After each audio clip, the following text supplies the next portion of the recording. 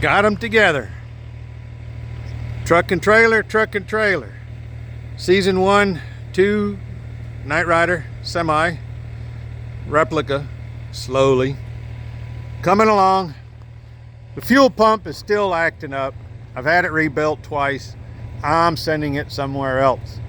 I can't drive it the way it is. I was gonna go get the wheels swapped out. I've got the other tube type for the back.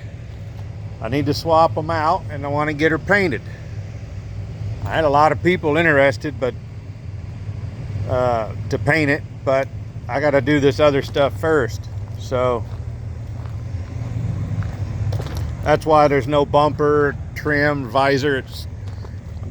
It's almost ready for paint. Obviously, this will come off because it's empty. It's not hooked up. We can get the frame. I'm going to redo the rear axles eventually, some year. Need to move these back, cut that down, and it'll mimic the belly box like on the show. And then I've still got to get some panels replaced and painted, blah, blah, yeah. Right now it's being used as a garage. So, decommissioned kit, still got to work on it. I got all the parts except for the fan pulley and a fan. I'll get to it someday, right?